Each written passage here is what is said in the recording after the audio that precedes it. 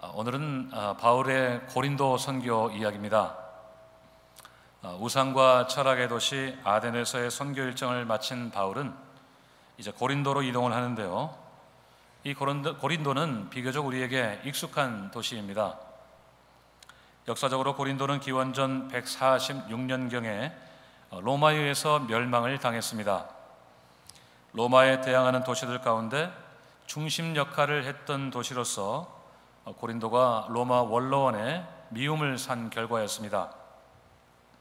그 후에 고린도는 약 100년간 방치된 도시로 있다가 기원전 44년 로마 황제 율리우스 시저에 의해서 도시가 다시 재건되었습니다. 그것은 고린도가 전략적으로 매우 중요한 항구 도시였기 때문인데요. 약 3,000명의 노예와 직업 군인들이 정착을 하면서 고린도는 그리스 남단 아가야 지방의 수도가 되었습니다. 이 고린도는 매우 풍요로운 도시였습니다. 교통의 요충지에 있는 탓에 상업과 무역이 발달했고 각종 향락시설들이 발달했습니다. 기록에 따르면 고린도에는 15,000명을 수용할 수 있는 대규모 극장이 있었다고 합니다.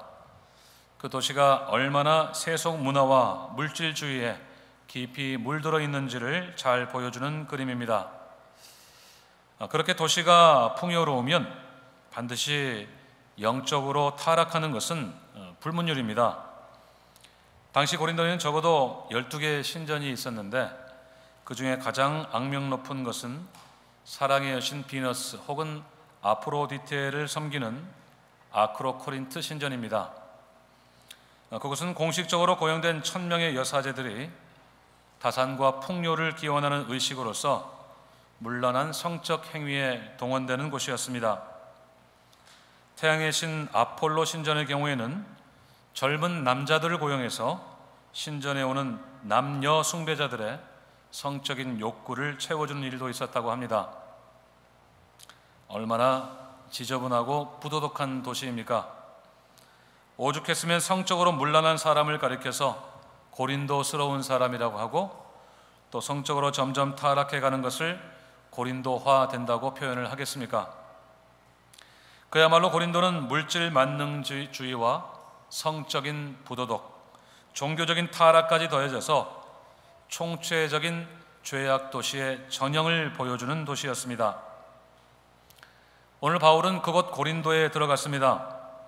아마도 그는 그 도시에 대한 악평을 이미 접해 들었을 것입니다. 그래서 바울은 마음에 단단한 준비를 하지 않았을까 싶습니다. 한바탕 치열한 영적 전투를 예상하면서 바울은 이전 선교지 아덴에서의 영적인 긴장감을 계속 유지하고 있었을 것입니다. 그런데 오늘 누가는 한 부부를 소개하는 것으로 바울의 고린도 선교 이야기의 포문을 열고 있습니다. 2절을 보시면 그 유명한 아굴라와 브리스길라 부부가 소개되고 있습니다. 이들은 소아시아 북단 본도 출신인데요. 로마에서 거주하다가 주 49년경에 글라우디우스가 유대인 추방령을 발표했을 때 그곳 고린도로 이주한 사람들입니다. 이들의 직업은 천막을 만드는 일이었습니다. 당시 로마가 영토 확장을 하면서 군인들을 위한 이동식 임시 막사가 많이 필요했기 때문에 천막을 만드는 일은 매우 안정적인 수입이 보장되는 직업이었습니다. 그들은 고린도로 이주한 뒤에도 계속해서 같은 일을 한 것으로 보이는데요. 3절을 보시면 바울 역시 같은 직업을 가졌기 때문에 그들과 함께 살면서 일을 했다고 했습니다. 당시 대부분의 유대인 소년들은 스스로 생계를 유지할 수 있도록 직업 기술을 배웠는데요. 아마도 바울은 천막을 만드는 기술을 배운 것으로 여겨집니다.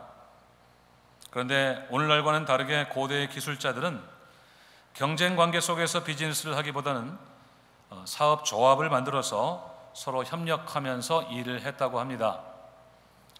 그래서 바울은 자연스럽게 같은 직업을 가진 아굴라 부부와 함께 동업할 수 있었습니다. 특별히 그들은 일만 같이 한 것이 아니라 아예 같이 살았다고 했습니다. 기록에 따르면 당시 고린도의 상점들은 2층 구조로 되어 있는데 한 층당 약 170 스퀘어 피트, 평수로 말하면 한 대여섯 평 정도는 이 좁은 공간의 그런 면적이었다고 합니다. 1층은 작업이나 물건 판매에 사용되는 비즈니스 공간이었고 2층은 거주 공간으로 사용되었다고 합니다.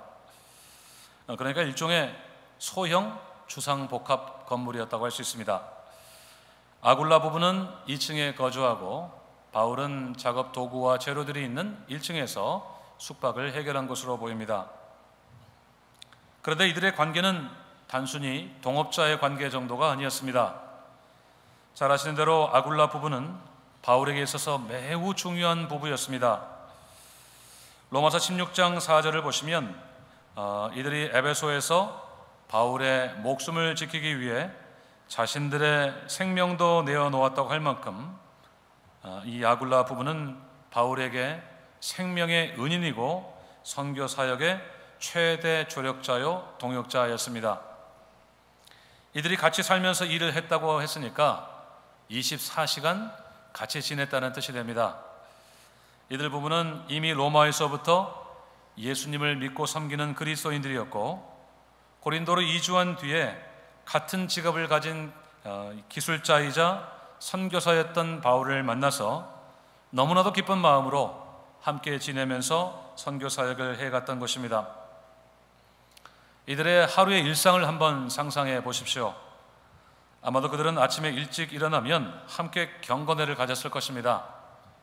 간단한 아침을 함께 나누면서 하나님의 말씀으로 서로 은혜를 나누었을 것입니다. 오전 일과가 시작되고 그날 주어진 작업 물량을 소화해내면서도 그들은 계속 복음에 대해서 이야기를 했을 것입니다. 특별히 이 타락한 도시에 어떻게 하나님의 말씀을 전해야 될지, 어떻게 하면 온갖 우상과 향락에 빠져있는 이 고린도 시민들을 예수께로 이끌 수 있을지 함께 의논하면서 기도했을 것입니다. 어떻게 보면 그들이 천막을 만드는 일은 부업이고 말씀을 전하는 일이 주업이었다고 할 수가 있습니다. 4절을 보십시오.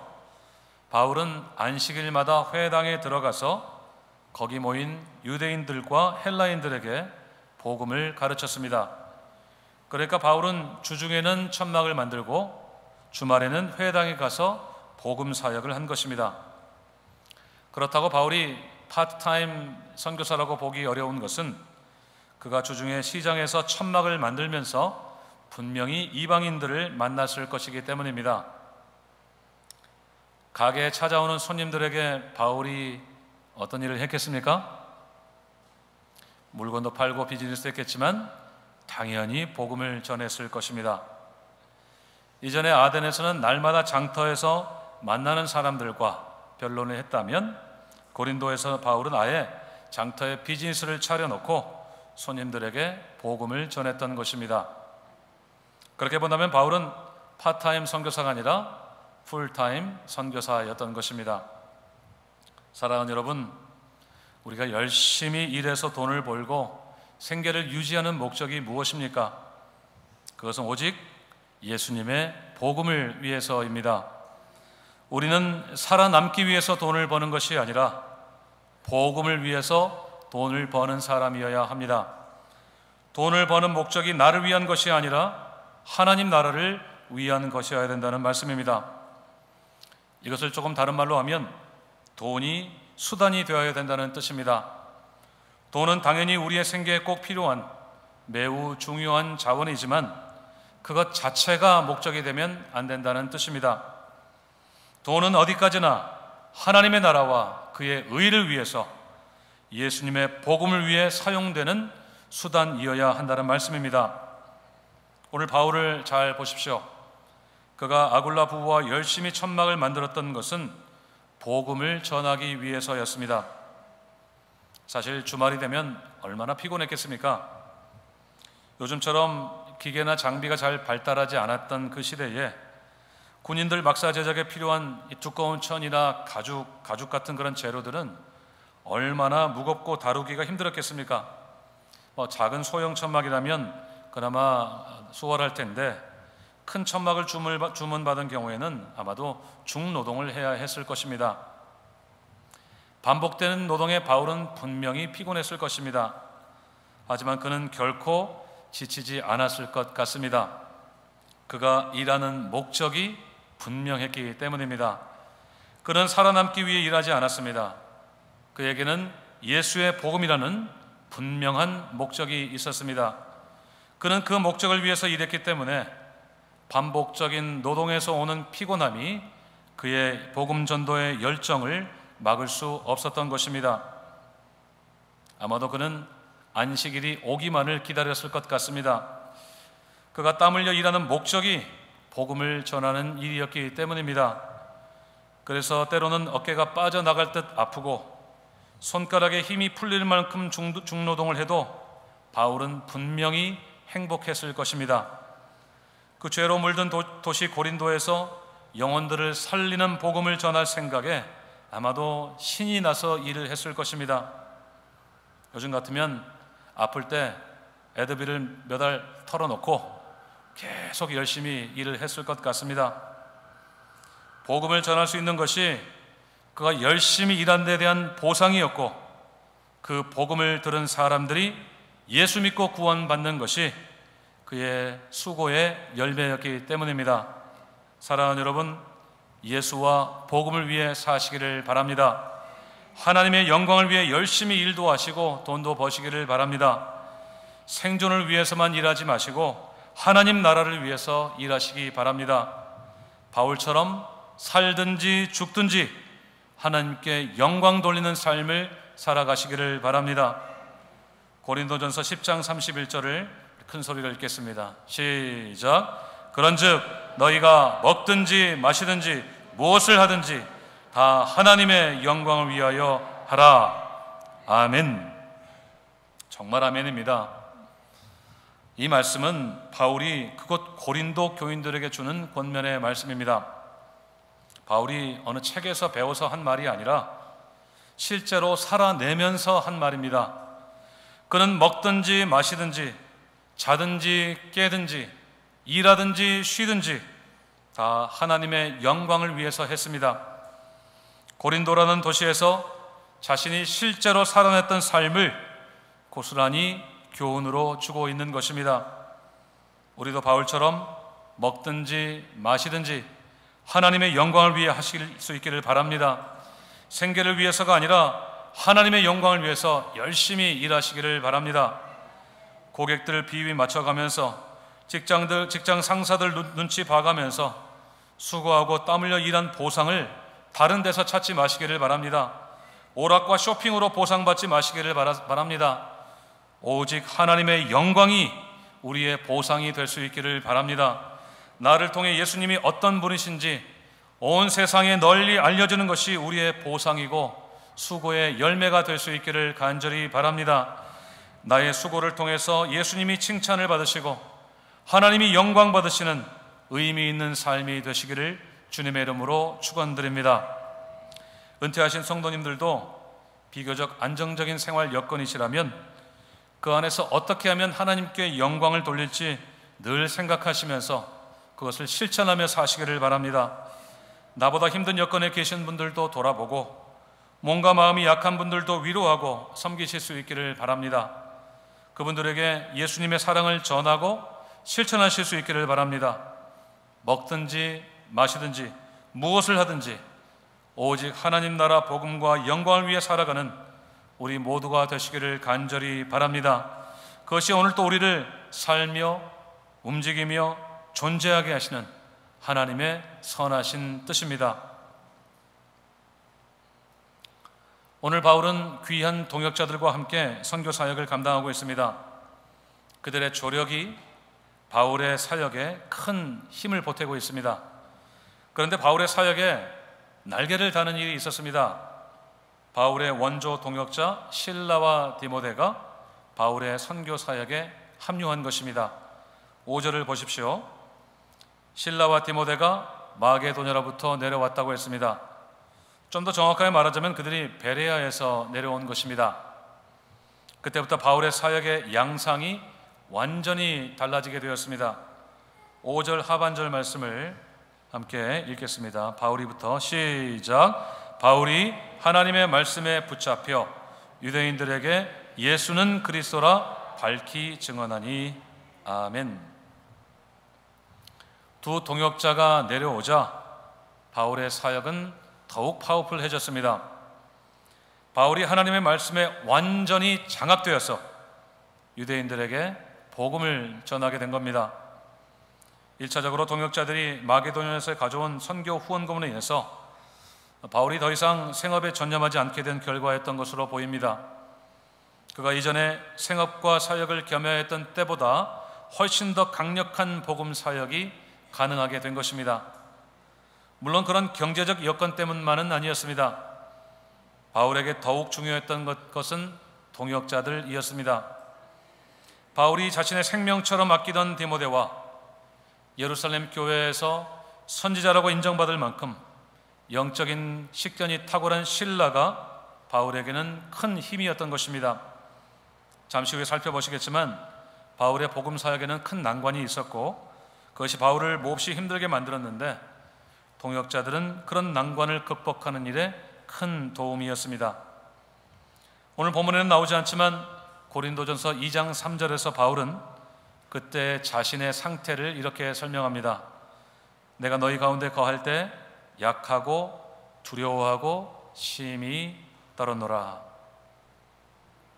바울은 매우 취약한 상태에 있었습니다. 오늘 본문 6절을 보시면 유대인들이 바울을 대적하고 비방했다고 했습니다. 바울이 말씀에 붙잡혀 예수는 그리스도시라고, 그분이 바로 그들이 그렇게 오랫동안 기다리던 메시아라고 힘있게 선포했지만 오히려 그들은 바울을 대적하고 비방했습니다. 얼마나 실망스럽고 기운이 빠지는 일이었겠습니까? 여러분이 누군가에게 예수 믿고 구원받자고 열심히 전도를 했는데 오히려 화를 내면서 여러분을 공격한다면 어떤 생각이 드시겠습니까? 나를 위해서가 아니라 그분을 위해서 내가 이렇게 쑥스러워하는 내가 용기를 내어서 복음을 전했는데 아무런 소득도 없고 오히려 욕을 얻어먹는다면 얼마나 실망스럽겠습니까? 바울은 분명히 거기서 포기하고 싶은 생각이 들었을지 모릅니다. 그런 그들의 조직적인 회방과 비난에 바울은 심히 약하고 두려워하고 떨 수밖에 없었던 것입니다. 하지만 바울이 포기하지 않을 수 있었던 것은 먼저는 동역자들이 있었기 때문입니다. 그가 혼자였다면 포기했을지 모르지만 그는 결코 혼자가 아니었습니다. 그에게는 든든한 복음의 동역자들이 있었기 때문에 그는 결코 포기하지 않았습니다. 그들이 가져온 마게도냐 교회들의 좋은 소식들과 실제적인 도움이 바울에게 큰 위로가 되었을 것입니다. 그리고 그들이 함께 있다는 것만으로도 바울에게는 큰 힘과 위로가 되었을 것입니다. 그래서 바울은 거기서 멈추지 않고 이방인들에게 계속해서 복음을 전할 수 있었습니다. 유대인들의 회방이 오히려 이방인들에게 복음이 전해지는 기회가 된 겁니다. 그리고 그 복음은 아름다운 열매를 맺게 되었습니다. 7절을 보십시오. 바울이 하나님을 경외하는 디도 유스도라는 사람의 집에 들어갔다고 했습니다. 이것은 단순한 방문이 아니라 바울이 그 집으로 거처를 아예 옮겼다는 뜻입니다. 조금 다르게 말하자면 그의 집이 고린도 선교센터가 되었다는 것입니다.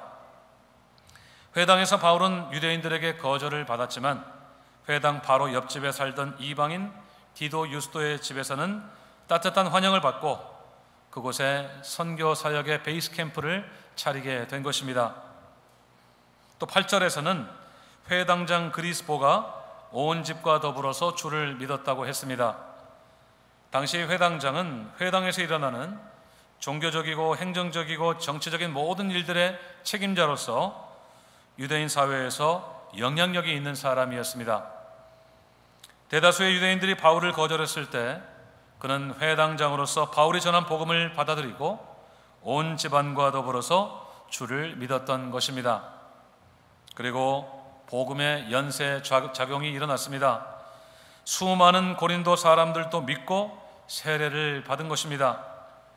유대인 사회에 덕망 있는 리더가 예수님을 믿으니까 그 지역 현지인 이방인들까지도 예수를 믿고 구원을 받은 것입니다. 그것이 바로 고린도 교회의 시작이 되었습니다. 온갖 음란한 문화와 우상들이 득실되는 죄악 도시 고린도에서 교회가 시작되었다는 것은 정말이지 감격스러운 일이 아닐 수가 없습니다.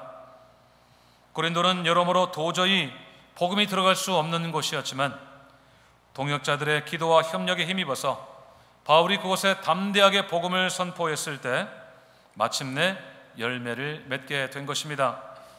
그 음란하고 타락한 도시에 하나님 나라를 선명하게 보여주는 주님의 몸된 교회가 탄생하게 된 것입니다. 사랑하는 여러분, 복음의 동역자들이 다 되시기를 바랍니다. 서로에게 든든한 하나님 나라 동역자가 되어주시기를 바랍니다. 우리가 약할 때 서로 붙잡아주고, 두려워할 때 용기를 주고, 낙심할 때 위로하고 격려해 주실 수 있기를 바랍니다. 그래서 우리가 서로를 세워주는 믿음의 동력자가 될 수 있기를 바랍니다. 여러분, 누군가가 약하다고 생각될 때 그것을 여러분의 강함을 증명하는 기회로 삼지 마시기 바랍니다. 특별히 늘 염려와 두려움에 사로잡힌 분이 보이시면 그것을 여러분의 위대함을 과시하거나 다른 목적에 이용하려고 하지 마시기를 바랍니다. 외로워하는 분들에게도 마찬가지입니다. 오히려 그때가 여러분이 그분에게 좋은 동역자가 되어드릴 기회인 것을 꼭 믿으시기를 바랍니다. 실라와 디모데와 아굴라 부부가 극도로 취약했던 바울에게 좋은 동역자가 되어 주었던 것처럼 여러분도 바로 그분에게 좋은 동역자가 되어 주실 수 있기를 바랍니다. 염려와 두려움으로 약해진 분들을 따뜻하게 보듬어드리고 다시 견고하게 서실 수 있도록 진심으로 도와드리시기를 바랍니다. 든든하고 멋진 동역자가 되어주시기를 바랍니다. 외로운 분들에게는 좋은 친구가 되어주시기를 바랍니다. 우리 하나님은 반드시 우리의 동역자 관계를 기뻐하시고 축복해 주실 줄로 믿습니다. 그 아름답고 덕스러운 관계를 사용하셔서 하나님은 반드시 그분의 나라를 더욱 왕성하게 세우시고 확장하실 줄로 믿습니다. 그런데 우리에게는 더욱 중요한 동역자가 있습니다. 9절과 10절 말씀을 보십시오. 한밤중에 바울이 환상 가운데 만난 분이 누구입니까? 바로 주님입니다. 그 주님의 말씀을 함께 들어보겠습니다. 9절 하반절부터 두려워하지 말라부터 읽겠습니다. 시작. 두려워하지 말며, 계속 10절. 내가 너와 함께 있음에 어떤 사람도 너를 대적하여 해롭게 할 자가 없을 것이니 이는 이 성 중에 내 백성이 많음이라 하시더라. 아멘. 두려움에 심히 약해진 바울에게 주님은 두려워하지 말라고 하셨습니다. 이 말은 바울이 두려워할 필요가 없다는 뜻입니다. 이유가 무엇일까요? 주님이 바울과 함께 하시기 때문입니다. 주님이 바울과 함께 계신다는 것은 지금 바울에게 가장 필요했던 말인 것이 분명합니다. 왜냐하면 사람이 극도의 스트레스를 받게 되면 가장 먼저 외로움을 느끼게 되기 때문입니다. 갈멜산의 엘리야 선지자를 생각해 보십시오.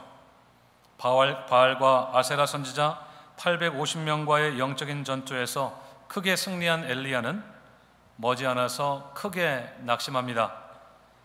아합의 아내 이세벨이 자신의 목숨을 노린다는 소식에 엘리야는 도망자가 되어서 광야로 하룻길을 걸어 로뎀나무 그늘에 털썩 주저앉았습니다. 그리고 거기서 그는 이렇게 신세 한탄을 합니다. 열왕기상 19장 14절입니다. 오직 나만 남았거늘. 의로운 선지자는 다 죽고 자신 혼자만 생존했다는 뜻입니다. 하나님께서 여전히 바알에게 무릎 꿇지 않은 7,000명을 남겨놓으셨음에도 불구하고 엘리야는 극도의 스트레스 속에서 극단적인 외로움을 느낄 수밖에 없었던 것입니다. 그때 하나님께서 엘리야에게 직접 말씀하시는 가운데 그를 회복시켜 주셨고 새로운 사명을 주셨던 것처럼 오늘 주님은 바울에게 나타나셔서 그와 함께 계시겠다고 말씀하시는 것입니다. 열정적인 복음 전도에도 수많은 거절과 회방으로 큰 낙심과 외로움에 지쳤던 바울에게 주님은 여전히 함께 계시고 아무도 그를 해롭게 할 자가 없도록 지켜주시겠다고 했습니다. 뿐만 아니라 주님은 그에게 새로운 사명도 주셨습니다. 이 성 중에 내 백성이 많으니라. 복음이 들어갈 아주 작은 틈조차 보이지 않는 죄악 도시 고린도이지만 여전히 그곳에는 주님이 택하신 백성이 많다는 것입니다. 그래서 바울이 할 일은 무엇이겠습니까? 바로 전도입니다. 예수님이 구원자이신 것을 모든 사람들에게 전하는 일입니다. 두려워하지 말며 침묵하지 말고 말하라. 주님은 바울에게 사명을 주고 계셨습니다. 지금은 극심한 반대와 회방에 부딪혀서 장차 법적으로도 어떤 처분을 받을지 알 수 없는 불안한 상황이지만 주님이 그와 함께 계셔서 지켜주실 것이기 때문에 계속해서 담대하게 복음을 전하라는 것입니다. 아무도 그를 해할 자가 없도록 지켜주시는 주님을 믿는 믿음으로 모든 두려움들을 다 이겨내고 주님이 택한 백성들을 찾아 나서라는 사명의 말씀이었습니다. 오늘 주님은 바울에게 동역자가 되어주고 계십니다. 이미 실라와 디모데 같은 좋은 동역자들을 주셨지만 주님이 친히 그의 동역자가 되어주십니다. 사실은 이미 주님은 바울의 좋은 동역자이셨던 것을 우리는 잘 알고 있습니다. 그것은 분명히 마태복음 28장 20절에서 주님이 세상 끝날까지 항상 함께 하신다는 약속 그대로이고 예수님의 이름 임마누엘의 약속 그대로입니다. 그분이 우리와 함께 하신다는 바로 그 약속 말입니다. 바울은 그 주님의 위로와 격려에 힘입어서 고린도에서 장장 1년 6개월 동안 머물면서 하나님의 말씀을 전하고 가르쳤습니다.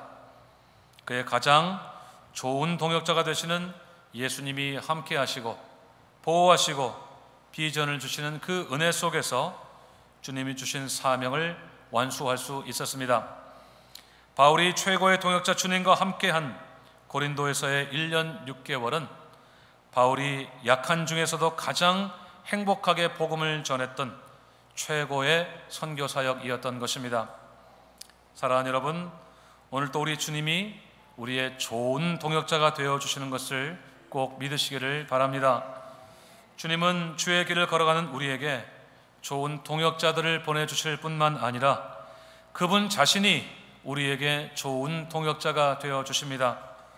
오늘 또 임마누엘 우리 주님은 우리와 함께 계시고 우리가 두려움을 이기도록 용기를 주시고 우리가 살아야 될 이유를 가르쳐 주십니다. 살든지 죽든지 주님의 영광을 위해 살도록 우리에게 힘과 용기를 주시는 분이십니다. 여러분 꼭 기억하시길 바랍니다. 주의 길, 믿음의 길, 증인의 삶을 사는 동안 외로움을 느낄 때, 나만 홀로 남았다 싶을 때, 삶의 문제가 너무 힘들고 괴로워서 깊은 한숨이 나올 때, 그래서 다 포기하고 싶을 때 주님은 우리의 동역자가 되어주십니다. 큰 두려움과 떨림에 약해진 바울을 찾아가신 주님이 바로 오늘 우리를 찾아오십니다. 그 주님이 우리와 함께 계시는 것을 꼭 믿으시기를 바랍니다. 우리의 동역자가 되시는 것을 믿으시기 바랍니다. 우리가 끝까지 이 사명의 길을 가도록 힘 주시고 지혜 주시는 것을 믿으시기를 바랍니다. 실제로 주님은 매우 구체적인 방법으로 바울을 지켜주셨습니다. 아가야 지역 신임 총독 갈리오 시대에 유대인들이 일제히 바울을 신성모독으로 고소했을 때 갈리오는 그 소송권을 기각시켜 버렸습니다. 본격적인 재판이 시작되기도 전에 이 사전 심리 과정에서 갈리오는 유대인들의 고소를 다시 그들에게 돌려보내버렸습니다. 유대인들의 율법에 관한 건은 자신에게는 소송에 타당한 사유가 되지 못한다는 매우 합리적이고 현명한 판단이었습니다. 그리고 그런 모든 유대인들을 법정 밖으로 쫓아내 버렸습니다. 그 재판의 결과는 매우 중요했습니다. 바울의 선교 사역이 로마 정부가 법적으로 인정한 사역이 되었기 때문입니다. 갈리오가 기독교를 유대교의 한 분파로 간주한 결과였습니다. 로마 정부가 이미 유대교를 합법적인 종교로 인정했기 때문에 기독교도 이제는 공식적인 종교로서 로마법의 보호를 받게 된 중요한 판례였습니다. 주님은 그렇게 바울을 지키고 보호해 주셨습니다. 그리고 그때부터 바울은 로마 법의 보호를 받으면서 예수가 바로 메시아라고 담대하게 선포하게 된 것입니다. 사랑하는 여러분, 약속에 신실하신 우리 주님이 오늘도 우리의 든든한 동역자가 되시는 것을 믿으시기 바랍니다. 임마누엘 우리 주님이 세상 끝날까지 우리와 항상 함께 계시는 것을 확신하시기를 바랍니다. 우리가 믿음의 길을 걸어가면서 살아도 주를 위해 살고 죽어도 주를 위해 죽는 참다운 사명자의 삶을 살도록 힘과 능력과 용기를 주시는 주님을 날마다 삶 속에서 만나시기를 바랍니다. 그 주님이 우리를 지키시기 위해서 친히 행하시는 일들을 목격하시기를 바랍니다. 필요할 때 환경도 바꿔버리시는 능력의 우리 주님을 발견하시기를 바랍니다. 또 서로에게도 좋은 동역자가 되어주시기를 바랍니다. 서로 위로하고 격려하고 힘이 되어주시기를 바랍니다. 그 은혜를 힘입어서 오늘 또 우리의 삶의 현장에서 열심히 수고하고 일하는 가운데 오직 예수와 복음 위에 살아가는 우리 모두가 되시기를 주님의 이름으로 축원드립니다. 기도하시겠습니다.